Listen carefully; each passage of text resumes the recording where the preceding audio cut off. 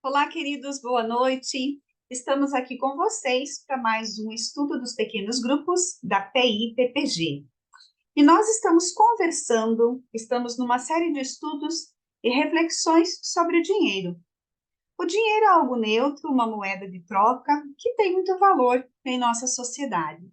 Com dinheiro é possível adquirir bens, serviços, ter posição, status. O dinheiro não é mal e nem bom em si. A questão é o uso que se faz dele. Ou seja, uma pessoa pode ter o dinheiro e usá-lo para o mal, e pode ter o dinheiro e usá-lo para o bem. Ter dinheiro não é algo condenado pela Bíblia. A questão é o uso que se faz dele. Por exemplo, a avareza é uma forma de apego e amor ao dinheiro, muito danosa, inclusive, considerada uma forma de idolatria. Já a mordomia, um termo estudado pelo cristianismo, é o uso do dinheiro de forma correta. Nas escrituras, o mordomo ocupava uma posição importante. Ele tinha grande responsabilidade, porque ele cuidava, administrava todos os recursos da casa do Senhor aonde ele estava. Ele era considerado a autoridade da casa, abaixo do seu senhor. Temos o exemplo na Bíblia de José do Egito, que inicialmente cuidava da casa e de todos os recursos de Potifar e depois se tornou governador do Egito. Muito bem, a nossa reflexão de hoje vai tratar dessa mordomia, ou trazendo para o nosso mundo atual, vai tratar da administração dos recursos que Deus nos dá. E para isso, nós vamos dar uma caminhada, vamos dar uma olhadinha no primeiro texto bíblico. Está em 1 Crônicas 29, 12, versículos 12 e 14. Vamos lá? Então, olha só o que diz, queridos. Tu estás acima de tudo. Riqueza e honra vêm somente de ti, pois tu governas sobre tudo. Poder e força estão em tuas mãos. E a ti cabe exaltar e dar força. Tudo o que temos vem de ti, e damos a ti apenas o que primeiro de ti recebemos. Esse texto nos ensina, queridos, que tudo o que temos, todos os recursos que nós administramos, que nós cuidamos, que temos em nossa propriedade, é Deus quem nos dá. Portanto, bens, dinheiro, posse, propriedades são antes dele. Nós pensamos que de tudo que nós temos, 10% nós devemos devolver para Deus, para a igreja, e que está tudo certo. Porém, esse texto nos ensina ao contrário. Esse texto nos ensina que tudo que nós temos é do Senhor. Ele é bom, tão amável, que ele permite que nós vivamos com 90%, que nós administremos esse 90% dos recursos que nós temos. E por isso ele pede que a gente devolva à casa do tesouro 10%. Mas tudo o que nós temos é dele. Todos os nossos recursos são dele. Então vejam, queridos, aqui cabe um aprendizado para nós sobre administração, sobre cuidado, sobre mordomia. O que nós temos feito com todos os recursos que o Senhor tem nos dado, com os recursos que o Senhor tem confiado a nós. Vamos olhar um segundo texto, para nós caminharmos um pouco mais nessa questão de administração. Agora nós vamos lá para o texto que está em Mateus, capítulo 25, versículos 14 a 30. Nós vamos ler, nós vamos conversar um pouco sobre a parábola dos talentos ou a parábola dos 3 servos. Vamos lá. O reino dos céus também pode ser ilustrado com a história de um homem que estava para fazer uma longa viagem. Ele reuniu seus servos e lhes confiou o seu dinheiro, dividindo-o de forma proporcional à capacidade de cada um. Ao primeiro ele entregou 5 talentos, o segundo, 2 talentos, o último, 1 talento, e foi viajar. O servo que recebeu 5 talentos começou a investir o dinheiro e ganhou outros 5. O servo que recebeu 2 talentos também se pôs a trabalhar e ganhou outros 2. Mas o servo que recebeu 1 talento cavou um buraco no chão e ali o escondeu o dinheiro do seu senhor. Depois de muito tempo, o senhor voltou, o chamou para prestarem contas de como haviam usado o dinheiro. O servo ao qual ele havia confiado 5 talentos se apresentou com mais 5.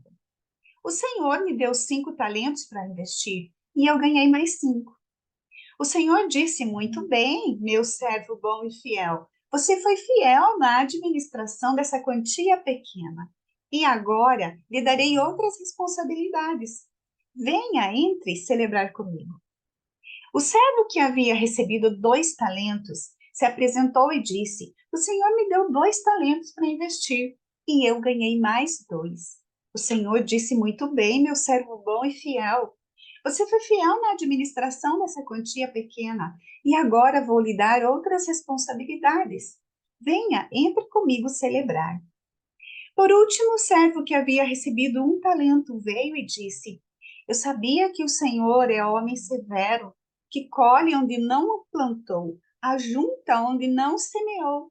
Por isso o escondi na terra, aqui está ele. O Senhor, porém, respondeu: servo mau e preguiçoso. Se você sabia que eu colho onde não plantei, ajunto onde não semeei, por que não depositou o meu dinheiro?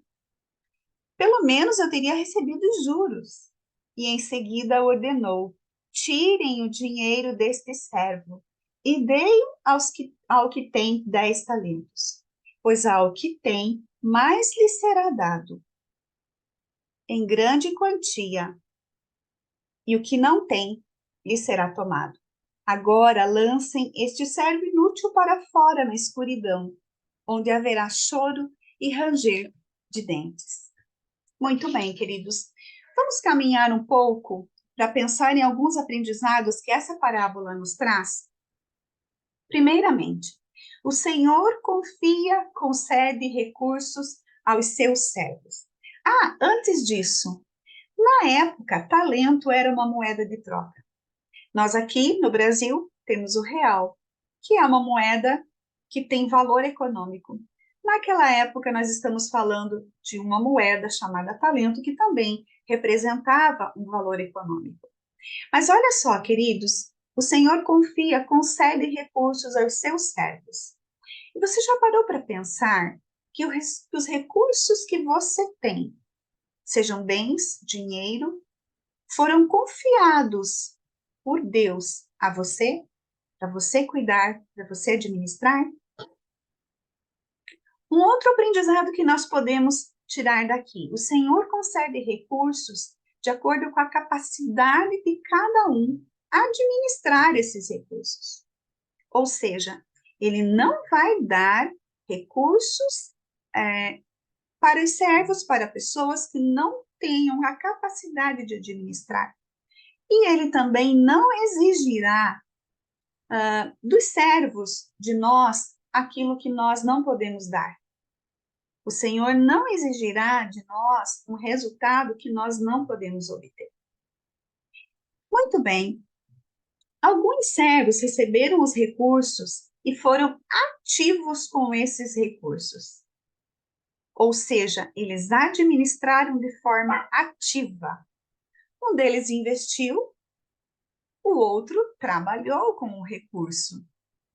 Então, ou seja, estes servos que foram ativos multiplicaram os recursos que lhes foram confiados.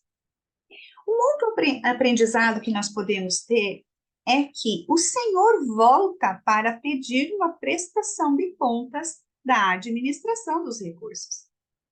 Você já parou para pensar, se o Senhor voltar, como você vai prestar conta dos recursos que você tem administrado? Então, vejam, nós precisamos pensar nisso. Como nós temos administrado os nossos recursos? Será que nós temos gastado os nossos recursos de forma desordenada?